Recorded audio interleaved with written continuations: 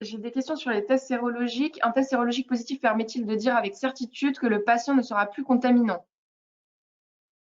Non, ça, on ne peut pas le dire. On peut dire simplement que là, il a développé des anticorps, donc il s'est protégé. La durée de la protection, personne ne la connaît aujourd'hui. On ne sait pas si c'est quelques mois, si c'est une année. Euh, les, les études sont en cours, mais en tout cas, ce que l'on sait, c'est que au bout de 7 pour certains, mais plutôt 14-20 jours, si vous avez une personne qui a eu des symptômes il y a plus de 20 jours, vous pouvez faire un test sérologique pour voir s'il a développé des anticorps. Et la réponse est extrêmement fiable. Après, l'interprétation de ce test, s'il est positif, vient de dire à la personne, bon, mais vous avez eu le Covid, la personne va vous dire, est-ce que je peux le réattraper? Vous ne pouvez pas répondre. On ne sait pas du tout si la charge virale a permis de se protéger complètement. On voit bien qu'il y a une discussion aujourd'hui sur des personnes qui sont réinfectées. Et bien évidemment, c'est simplement de dire, voilà, bon, moi je l'ai déjà rencontré, et derrière, je sais qu'il faut que je continue sur les gestes barrières et à faire attention. Mais il ne faut pas remettre en question la fiabilité du test. Quand il est positif, je peux vous dire que ça surprend, hein. Parce que bien sûr, quand on le fait, on a beaucoup de tests négatifs. Et quand on a un test positif, la personne, eh bien, elle est satisfaite parce que c'est elle qui est venue le demander, c'est elle qui a payé le test puisque lui n'est pas remboursé alors que le test antigénique va être remboursé bien évidemment et qui avait besoin de savoir. Donc, ça, c'est extrêmement fiable et c'est important d'informer le médecin que cette personne a eu le Est-ce qu'on est certain de la présence persistante d'anticorps pour des patients potentiellement contaminés en mars, avril et mai? Écoutez, ça, 4 mois, c'est là où on commence à avoir des doutes, savoir si la baisse de la détection d'anticorps est en chute ou pas. C'est souvent lié à l'infection. Si l'infection a été forte, l'organisme va réagir à développer beaucoup d'anticorps. Si l'infection a été faible, eh bien la détection des anticorps est un petit peu plus limitée. On ne sait pas. En tout cas, par expérience, moi j'ai encore dépisté une personne qui a été qui avait eu des symptômes au mois de mars et elle était positive. Ça s'est passé à fin août. Donc très voilà, fiable. Alors, sur les tests antigéniques, sur la formation, qui va former les pharmaciens à ce prélèvement? Est-ce que ce sera les biologistes? Pas forcément. Je pense qu'il va y avoir des formations qui vont être disponibles en e-learning. On va peut-être nous en faire, hein, les pharmaciens. On a tous des organismes de formation. Je sais que des URPS, notamment en Ile-de-France, sont déjà en train de se mobiliser pour voir comment ils peuvent former. Bon, le plus important, bien évidemment, c'est l'apprentissage du geste. Et là, avec ce que je vous ai montré tout à l'heure, il y a la possibilité de s'entraîner sur un nez qui est parfaitement refait, parfaitement adapté, qui permet de rassurer. Et il y a également tout le respect des différents protocoles. D'abord le protocole de protection et d'environnement au sein de la pharmacie pour pouvoir le faire. Le protocole permettant de sélectionner des patients, savoir quels patients sont éligibles à un test pris en charge par l'assurance maladie et réalisé à l'officine, les conditions voilà, de vie des patients, et également les protocoles d'enregistrement dans SIDEP avec le questionnaire. Et c'est vrai que comme on préconise le dépistage en série hein, sur des plages horaires, ça veut dire qu'on va avoir plusieurs patients en même temps, à la fois prélevés et à la fois avec la chromato et derrière le chronomètre pour pouvoir lire. Et donc là, c'est aussi des protocoles d'organisation permettant de ne pas inverser de patients. Hein, c'est ce que vérifier quand on fait le prélèvement. Voilà, la personne a pris rendez-vous. Est-ce que c'est la bonne personne qui est venue avec la vérification de la date de naissance et du nom qui permet de certifier l'étiquette qu'on va mettre sur le tube où on va mettre les couvillons soit la bonne personne, et ensuite pouvoir rendre le résultat et l'enregistrer.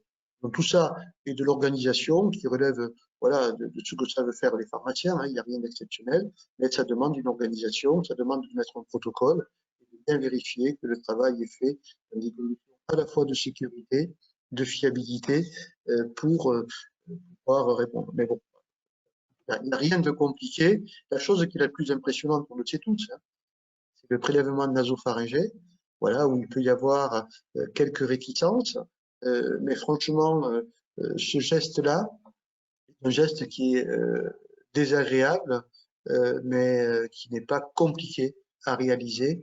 Voilà, comme le vaccin contre la grippe, hein, quand on injectait, c'est la première fois que les pharmaciens injectaient, donc il y a eu une première phase d'apprentissage.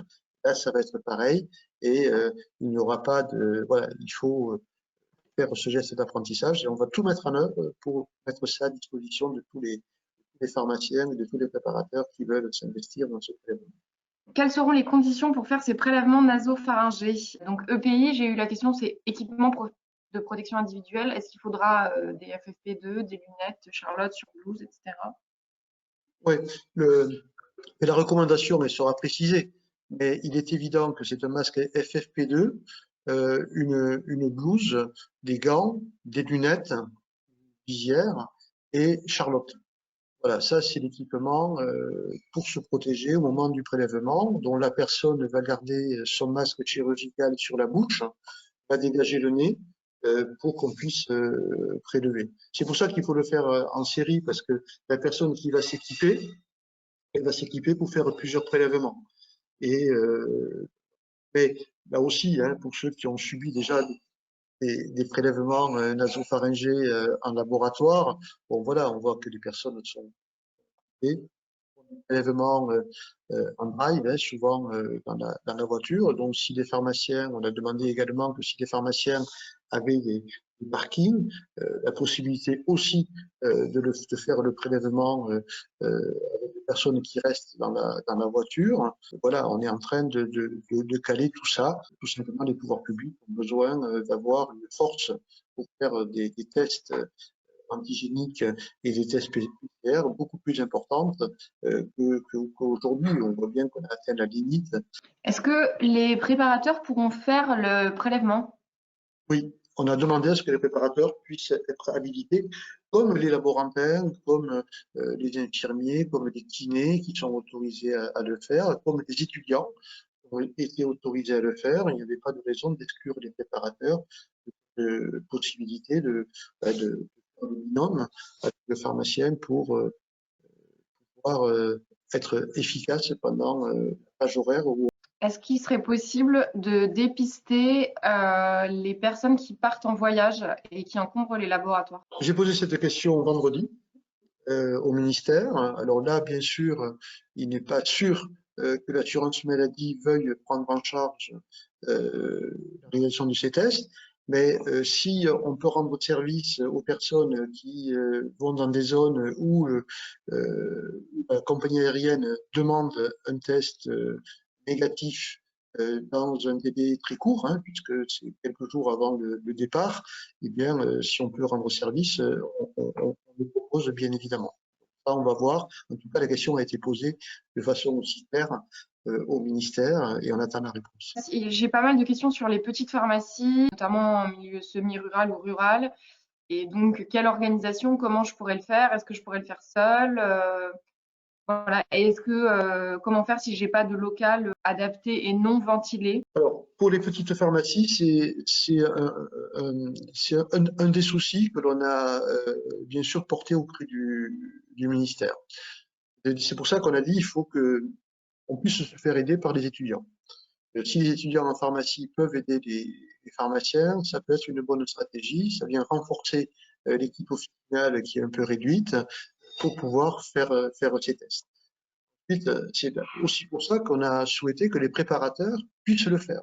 Si ça avait été que le pharmacien, ça allait être extrêmement compliqué de se retrouver, ou que les adjoints, de se retrouver euh, à organiser dans des pharmacies qui sont petites.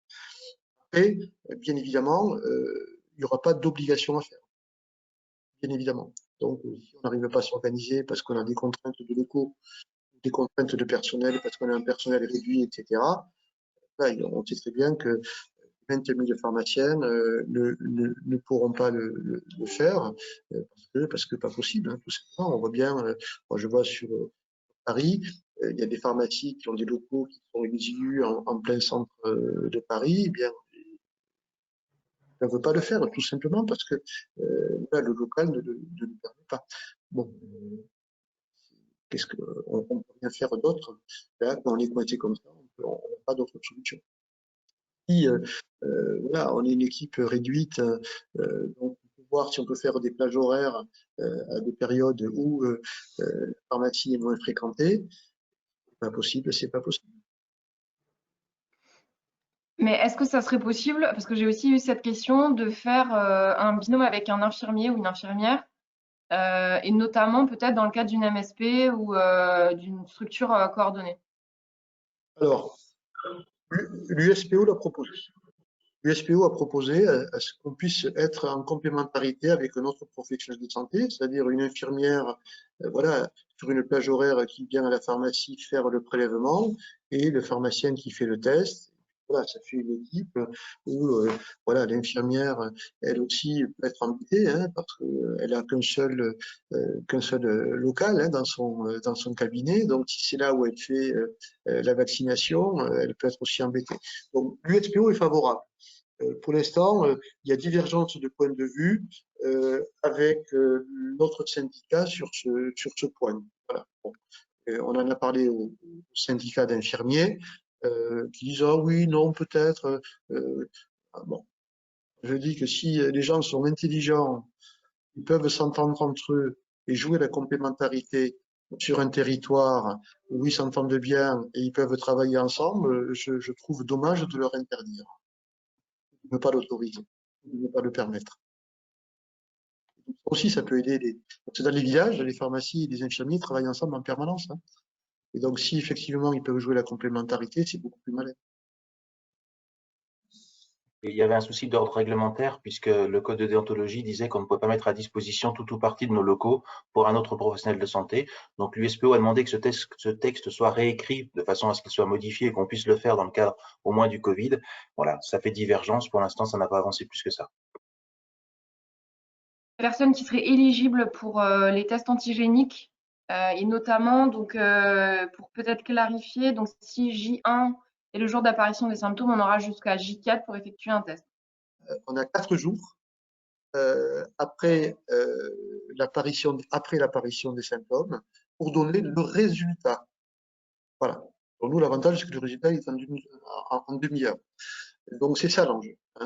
Si les symptômes, si on est au 5e, 6e jour des symptômes, c'est que la charge virale est en train de chuter et on risque d'avoir un faux négatif. Donc là, ça relève du laboratoire avec le système d'amplification. Est-ce qu'il faudrait un local spécifique avec un système d'aération spécifique pour faire ces prélèvements antigéniques? Je ne sais pas s'il faut avoir un système d'aération spécifique. Hein. Il faut un endroit qui est isolé, un endroit où on va faire que ça pendant une certaine période, et après avoir un protocole de nettoyage de cette partie. Il y a un problème de gestion de flux de patientèle hein, entre les patients symptomatiques qui pourraient venir faire le prélèvement et les autres patients qui sont à la pharmacie. Donc voir comment on peut gérer le passage et les flux de patientèle pour éviter bien sûr qu'ils se croisent trop. L'espace, si on fait de la vaccination et du dépistage en même temps, ben, on ne peut pas le faire. C'est pour ça que je pense qu'on a dit qu'il fallait que les pharmacies s'organisent pour faire des séances de prélèvement et des séances de tests, de façon à ce que ça n'empiète pas sur le temps de vaccination, parce qu'on ne pourra pas faire les deux dans le même local en même temps, c'est pas possible.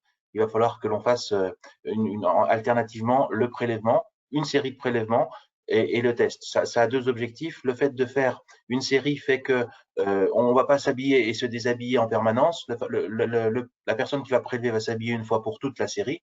Et puis deuxièmement, on ne mélange pas les patients, bien évidemment, qui vont être vaccinés avec ceux qui vont être prélevés et testés. Est-ce qu'il faudra revoir nos contrats d'assurance pour faire ces tests antigéniques? Là, pour moi, il y a deux types de contrats. Ou le contrat prévoit des missions qui sont spécifiquement marquées et auquel cas, s'il y a une nouvelle mission, il va falloir la noter sur le contrat, ou le contrat prévoit que toutes les missions inscrites et dévolues aux pharmaciens sont prises en charge par le contrat d'assurance et là, vous serez couvert. Il faut regarder les contrats. C'est le contrat qui va répondre. Enfin, juste un point là-dessus. Des contrats d'assurance qui ne prévoient pas de suivre les évolutions du métier et qui suivent les nouvelles missions prévues dans le Code de la santé publique, pas un contrat spécifique pour les pharmaciens. Donc, il faut être très attentif à ce que vous ayez des contrats plutôt professionnels, plutôt que des contrats généralistes qui après se retranchent en disant ah ben ça vous ne m'aviez pas dit que vous le faisiez, donc c'est pas prévu, c'est pas écrit, et donc vous n'êtes pas assuré. Donc il faut bien faire attention à ce type de contrat. Moi je trouve qu'un contrat professionnel doit assurer toutes les missions qui sont prévues dans le Code de la santé publique et sans avoir besoin d'un avenant pour couvrir le pharmacien. Donc soyez bien attentifs à ça. Est-ce qu'on pourrait vendre un test aux malades qui ferait le prélèvement par un autre acteur de santé? Non, ce n'est pas un autotest. Donc, de donner à un malade qui va vous expliquer que c'est un autre professionnel de santé qui va le faire, ça marche pas. Donc ça, c'est un test qui doit être réalisé par un professionnel de santé. On a dit tout à l'heure que les pouvoirs publics nous demandent par contre, d'être un circuit d'approvisionnement pour les infirmiers et pour les médecins. Mais pas donc en leur vendant comme quand vous leur vendez tel dispositif médical ou tel produit pour leur activité professionnelle. Donc, mais pas aux patients. Ce n'est pas un autotest. Mais faire un prélèvement nasopharyngé seul ou avec un copain, bon courage. Ne va-t-il pas y avoir de risque de friction avec les autres patients si vous faites des tests antigéniques? Avec les Ne autres va-t-il- professionnels, Non, avec les autres patients. par rapport, excusez-moi. Je pense que la question, c'est si vous faites des tests antigéniques, est-ce que les gens vont avoir peur dans votre pharmacie et donc du coup vont peut-être moins venir ou je pense que c'est l'objectif de la Ouais, question. ouais, d'accord. Donc c'est pour ça on a convenu avec les pouvoirs publics qu'on n'allait pas mettre un barnum devant la pharmacie. Voilà, pour mettre ici, on fait des prélèvements antigéniques comme ça se fait dans certaines zones avec les ARS. Donc, je pense qu'il faut simplement l'organiser, voir si on peut gérer.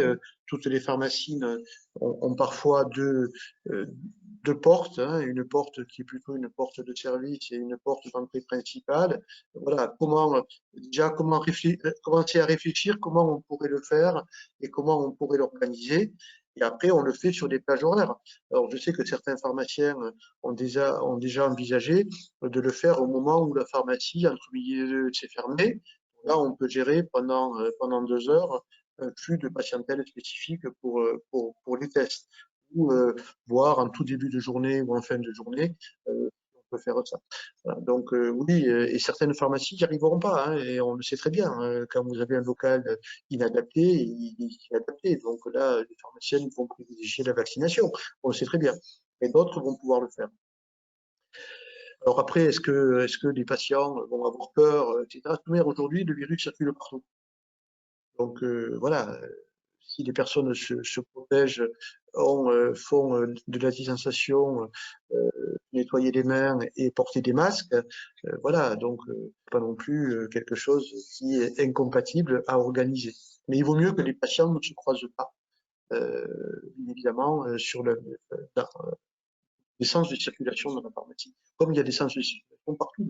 Des questions sur les tests sérologiques. Est-ce que il sera possible de faire des tests sérologiques au-delà du 30 octobre? Alors, il y a deux dispositions qui s'arrêtent le 30 octobre, puisque c'était une première vague de l'état d'urgence, mais on sait que l'état d'urgence va être prolongé. Donc, il y aura toute une série de dispositifs, pardon, qui vont être prolongés. Pour les tests sérologiques, on a déjà demandé à ce qu'ils soient prolongés. Je ne vois pas comment aujourd'hui, mais bon, ils peuvent passer à côté de ça, mais bien sûr, on va demander à ce qu'ils soient prolongés.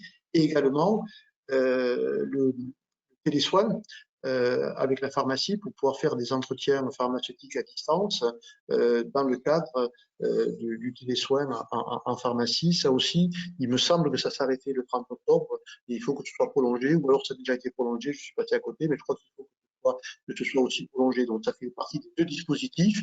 Et puis, je ne sais pas si la fabrication du SHA n'était pas aussi contrainte. C'est jusqu'en janvier. C'est Ça, jusqu'en ça a été janvier. prolongé. Voilà, ça a Janvier été 2024.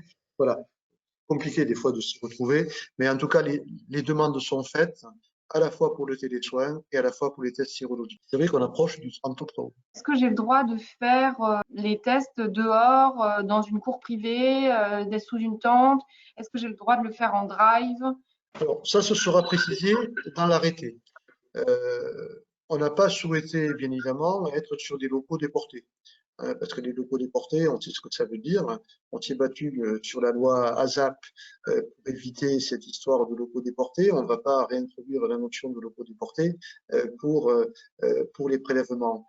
La question sur le parking, oui, il n'y a pas de raison que l'on puisse pas le faire. Voilà, la personne reste dans sa voiture, elle a le prélèvement. Voilà, c'est une organisation qui évite de croiser les patients à l'intérieur de la pharmacie, qui permet de faire le prélèvement à l'extérieur. Et donc après, une fois qu'on a mis les couvillons dans la petite buvette avec le solvant, le virus est neutralisé. Et donc après, la manipulation beaucoup plus. Donc, oui, sur un local, enfin, sur un parking de la pharmacie ou juste à proximité de la pharmacie. Les barnums, ça c'est à chacun de voir. Hein. Bon, par rapport à ce qu'on a dit tout à l'heure, de mettre en place un barnum sur la façade de la pharmacie, ça ne va pas inciter les patients à ne pas venir. Et on peut le faire sur une entrée qui peut être spécifique, qui n'est pas l'entrée principale de la pharmacie, mais qui est une porte annexe de la pharmacie, où on peut organiser un espace autour de cette porte pour pouvoir faire le prélèvement dans une zone bien identifiée. Et après, il faudra avoir le processus de nettoyage de cette zone une fois qu'on a fini la série de prélèvements. Je pense, Gilles, dans la question, il y avait deux niveaux. Il y avait la notion de prélèvement et la notion de faire le test. Donc, le prélèvement, il peut être fait sur le parking, comme tu l'as dit, ou à l'entrée de la pharmacie. Par contre, le test doit être fait dans la pharmacie. Oui, oui, bien sûr, puisque le test, lui, c'est bon, d'abord la neutralisation avec le solvant, mettre sur la chromato et enregistrer sur CIDEP l'information.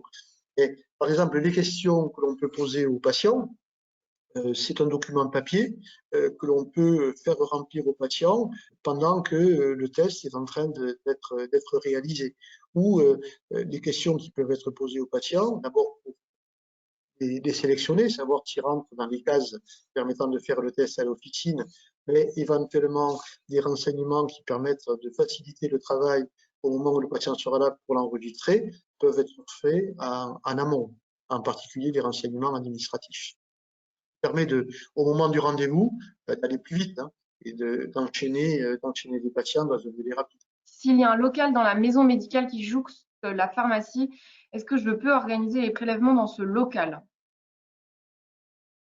Ça, si c'est une maison de santé pluriprofessionnelle, ça va être un accord au sein de la maison de santé pluriprofessionnelle, de savoir, bon, sachant que dans la maison de santé, il y a des médecins, il y a des infirmiers, le pharmacien est juste à côté. Si ça se fait dans la maison de santé pluriprofessionnelle, ce sera plutôt les infirmiers et les médecins qui feront les tests, et pas le pharmacien. Le pharmacien, il ne peut pas aller faire cet exercice à l'extérieur de la pharmacie. En tout cas, pour l'instant, ce n'est pas prévu.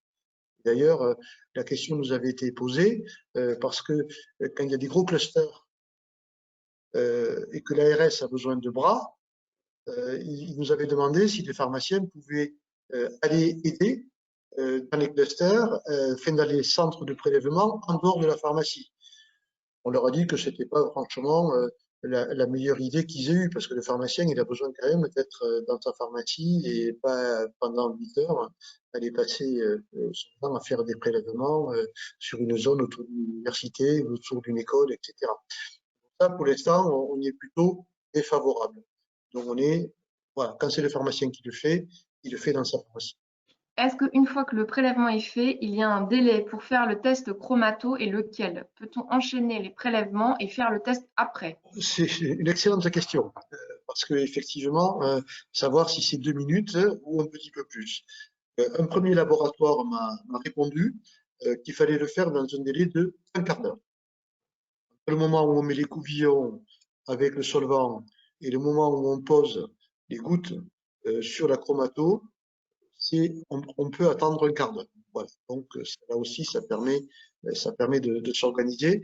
Je ne sais pas si c'est valable pour tous les tests, mais voilà, il y aura de toute manière, quand les tests seront sur une liste agréée, chaque test, chaque laboratoire aura son protocole et ça fait partie des questions importantes.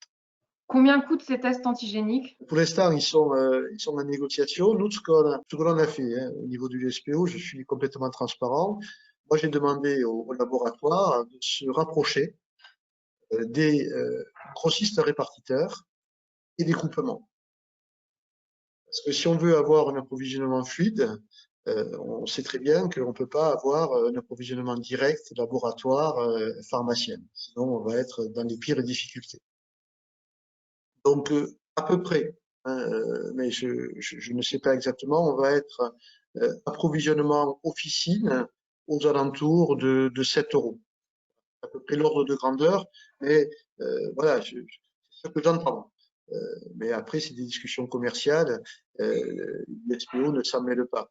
Mais c'est à peu près, voilà, on est à peu près à 7 € hors taxe et on a demandé aussi là au ministère à ce qu'on ait une TVA réduite, au moins à 5,5, comme les équipements de protection individuelle.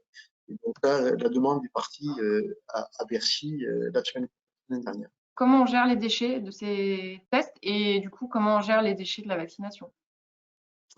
Eh bien, pour l'instant, on a des boîtes jaunes, on les met dans les boîtes jaunes. Donc, après, le problème, ça va être qui vient récupérer ces boîtes jaunes. Donc, je redis ce qu'on a dit en tout début. Hein, pour nous, la discussion, elle est claire. C'est que le circuit d'Atri est le circuit le plus approprié. Les camions viennent récupérer les déchets en autotraitement dans les pharmacies. Nous sommes les seuls professionnels de santé à récupérer les déchets des patients en autotraitement. Mais critique dans cette affaire, eh bien, il faut qu'on trouve un accord avec Dasri pour que à la fois les déchets liés à la vaccination, mais également au test, soient récupérés par Dasri. Et après, c'est les conditions de récupération, et en particulier les conditions financières qui doivent être négociées. On est en train de le négocier. On a eu une réunion vendredi avec la Direction générale de la santé. Donc, pour l'instant, vous mettez dans les boîtes jaunes. Et on a jusqu'au mois de janvier pour trouver un accord. Combien seront remboursés les tests et est-ce qu'il y aura un forfait de prise en charge global pour le pharmacien? Je sais que vous en avez un petit peu parlé au début, mais peut-être repréciser. Est-ce que ça comprendra les lunettes, le masque, etc., les blouses La discussion n'a pas encore complètement démarré. Hein. On commence à poser les jalons comme on doit faire quand on va rentrer en négociation pour avoir une idée du prix auquel les choses peuvent s'organiser. Bien évidemment, l'objectif, c'est de faire un forfait complet. On va pas séquencer. La seule chose qui peut être éventuellement distincte, c'est le prélèvement nasopharyngé.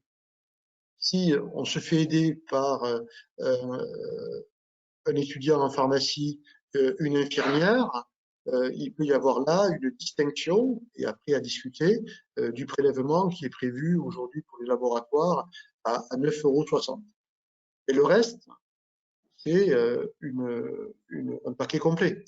C'est-à-dire que si vous prenez en charge un patient, quel que soit le résultat, vous devez l'enregistrer sur SIDEP, positif ou négatif. Donc, ça ne peut être qu'un paquet complet qui comprend le prélèvement, la prise en charge du patient, les équipements de protection, le résultat et l'enregistrement sur SIDEP. Donc, c'est ça qu'on va négocier. Et l'achat du test. Et l'achat du test, voilà, l'achat du test et des équipements de protection. ça doit être un paquet complet. Alors, je vous donnerai pas le tarif, hein, parce que je veux pas que ça bruisse et que, voilà, ça mette le bazar. Nous, on a une idée très précise à laquelle, tarif auquel on doit être. Et on est très ferme là-dessus. Hein. Pour l'instant, voilà. Et on sent que le bras de fer est en train de s'organiser, mais les infirmiers sont sur la même position que nous. Hein. On ne peut pas demander de faire cet effort en prenant des risques. Hein. Voilà, on est en contact avec des patients qui sont symptomatiques, porteurs de virus. Voilà, ça nécessite une sacrée organisation, mais franchement, ça vaut le coup. Parce que ce que je voudrais, vous savez, les pharmaciens, on voit bien comment il faut se bagarrer, comment on s'est bagarré pour la grippe, comment on se bagarre pour les trop d'angines, comment on se bagarre pour tout ce qui est prévention et dépistage. Là, le trop de tests antigéniques, c'est quelque chose qui est important au moment où on est en crise. Nous, on a répondu présent pendant la crise, au moment du Covid. La profession s'est énormément mobilisée. Je vous remercierai jamais assez d'avoir été aussi solidaire, aussi professionnel dans cette gestion de crise au mois de mars jusqu'au mois de mai où on a tenu bon. Donc là, on est de nouveau confronté à une situation de crise qui est que les tests, on n'y arrive pas. Et que les tests antigéniques peuvent apporter un service extrêmement important. Est-ce qu'on va être présent? Il faut être présent. Oui, ça va demander une organisation, mais derrière, on voit bien qu'on va très loin, puisqu'on pose le diagnostic. On n'est plus sur un prod, hein. On pose le diagnostic. On fait confiance aux pharmaciens pour poser un diagnostic. Ça veut dire que, bien évidemment, à travers cette expérience, on ouvre le champ de la prévention et du dépistage, qui était chaque fois arraché, parce qu'on était contesté une fois par les biologistes, etc. Quand je vois en région Hauts-de-France l'URPS pharmacien qui s'est engagé sur du dépistage du risque cardiovasculaire, je sais que l'URPS Île-de-France a fait pareil, l'URPS Auvergne-Rhône-Alpes a fait pareil. On a été attaqué, mais attaqué par d'autres professionnels. Alors qu'on fait quoi? On fait juste un dépistage pour permettre à des personnes qui sont en déshérence de rentrer dans un parcours de soins cohérent. Eh bien, je pense que si on réussit les tests antigéniques, je pense que cette contestation sera extrêmement difficile pour ceux qui veulent continuer à faire croire que les pharmaciens n'ont pas la compétence dans le dépistage et dans la prévention. Dans le calcul aussi du montant qu'on en a proposé à l'assurance maladie pour la prise en charge du test antigénique, on a aussi rajouté le coût humain des 2 personnes qui vont faire et le prélèvement et le test. Voilà, c'est juste à rajouter ça par rapport à tous les éléments qu'on a dit tout à l'heure.